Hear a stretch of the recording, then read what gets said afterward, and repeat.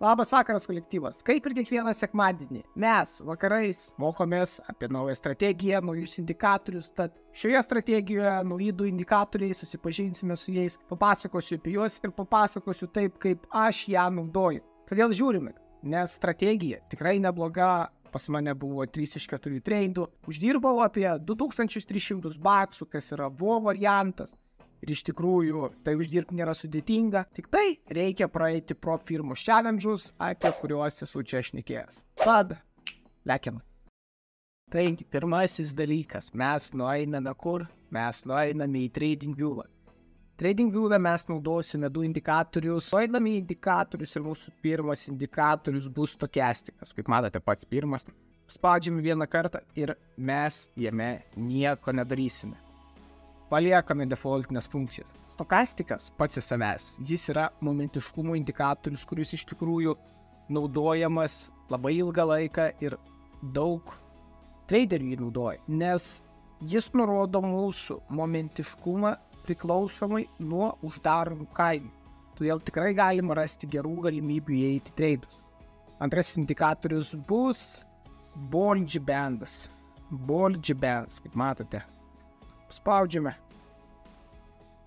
Ir Bollinger Bandas mums duoda tokį įdomesnį vaizdą.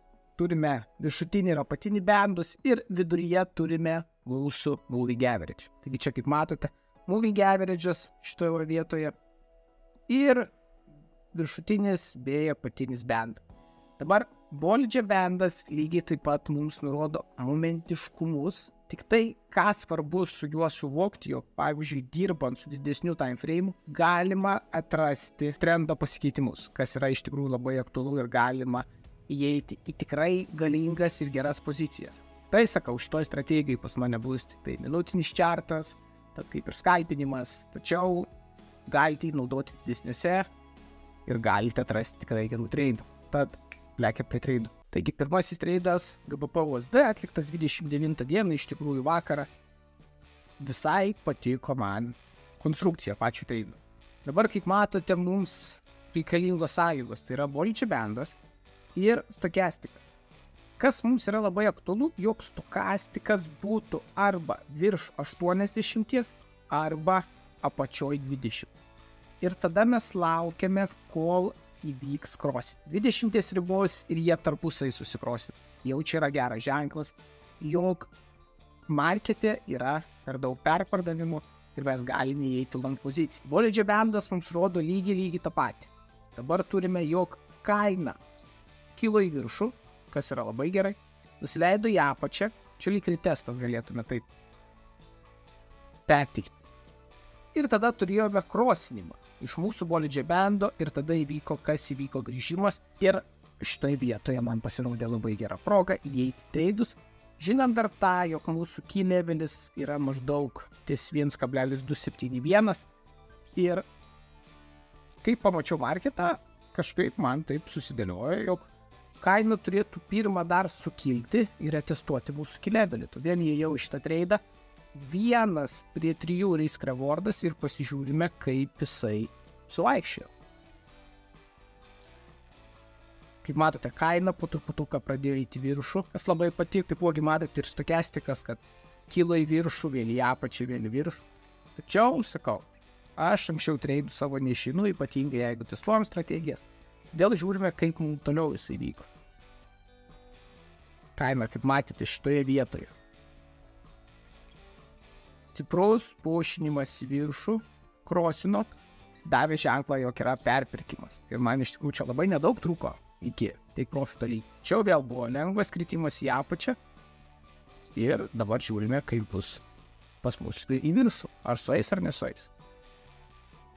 Ir kaip matote, kaina hitino mano take profito lygį. Iš tikrųjų, netgi ir būtų su geresniu risk rewardu pahitinusi, nes vėlgi key levelis pasiektas, kas yra aktualu ir ko aš tikėjausi šito treido. Todėl vėl neblogai. Pirmasis treidas atliktas tikrai labai neblogai pagal šitą strategiją ir su šituo treidu aš uždirbau 750 baksų. Antrasis treidas, tiksliau pirmasis treidas buvo US doleris prieš Japonijos jeną. Tik tai dabar jau kaip ir turėtumėt nutuokti, jog treidas nepasiteisino ir netgi neaiškinsiu, nes čia ieškojame kaip ir short galimybės, taigi viskas tas pats. Krosino mūsų Bollinger Bandą, grįžo atgal. Mūsų stochastikas buvo virš 80, todėl perpirkimo funkcija įvyko. Dėl šitoje vietoje išieškau short pozicijos. Kaip ir logiškas labai variantas. Pasižiūrime, kaip jis suvaikščia. Kaip matote, kaina krito žemyn. Kas yra O ženklas. Laukiam iki galo, žiūrime. Vėlgi jau kaina vos neįpusėjus. Tačiau man dar, kad nusistatyti break-evenį entry pointą, reikėjo, kad dar pakristum grafikas, kad galėčiau apsaugoti savo kapitalą. Tačiau, kaip matote, kaina labai negražiai pasielgė, pakilo į viršų, hitina mano stop lossą ir su šiuo treidu netekau 1%, kas yra 250 baksų. Trečiasis treidas vėl GBP USD, 30 dieną. Dabar pažiūrėkit, kas man patiko iš šito treido, tai yra stiprus pušinimas į apačią, po trumputuką kelimas į viršų ir krosinimas mūsų Bollinger Bandų. Lygiai tas pats ir stochastike. Turėjome stiprų krosinimą virš 80 ribos. Ir kaina pradėjo pušinti į apačią. Vienas prie trijų risk rewardas, nusistačiau savo selą virš mūsų swing high'aus, kad jeigu nepasiteisinu, tai neteku 1% ir labai gražiai čia viskas man susidėlioja. Tad galim pasižiūrėti, kaina labai greitai, kaip matote, pasiekė mano take profito lygį. Ir su šiuo treidu lygiai taip pat uždirbau 750 max. Na ir paskutinis, ketvirtasis treidas vėl GBP USD. Niekur aš iš ten nebėgu, aš tenais praleidžiu labai daug laiko. Nes šitą porą aš suprantu ir, kaip sakiau, minutinis grafikas ant GBP USD iš tikrųjų yra žvėriškai sudėtingas, tačiau pradėjus matyti vienokius ar kitokius dalykus, tu gali atrasti tikrai gerų treidų. Netgi dabar, pavyzdžiui, pažiūrėkit, turime mūsų strategiją, ne? Turime, sakykime, va čia perpardavimo funkciją, mūsų stochastikas irgi išėjęs žemiau 20, kaip ir galima aklai tikint įeiti į treidų.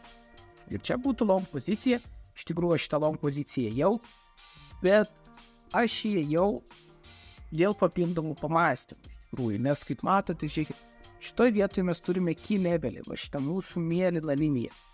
Yra mūsų key levelis, kas iš tikrųjų būtų logiška, jo kaina atsimušusi į ją, pasimakaluoja ir pradeda kilti viršų. Čia ta prasme, ko visi tikisi ir ko visi ieško.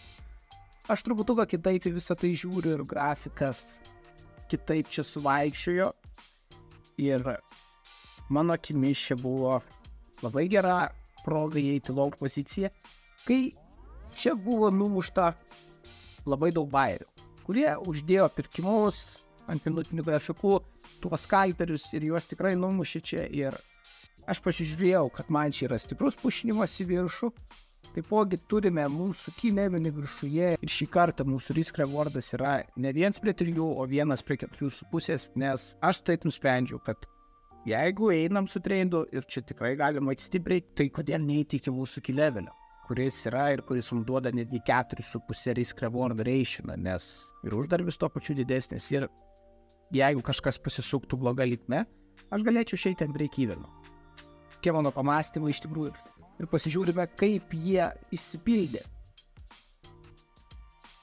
Kaip matote, kaina labai stipriai pradėjo pušinti viršų, pasiekė key levelį. Kaip matote, grafikas pasiekė mūsų key levelis ir man hitino 4,5 risk reward ratio. Žvėriškai per didelis, niekam tiek nerekomenduoju, tačiau tikrai įmanoma, jeigu tu gaudaisi Forex.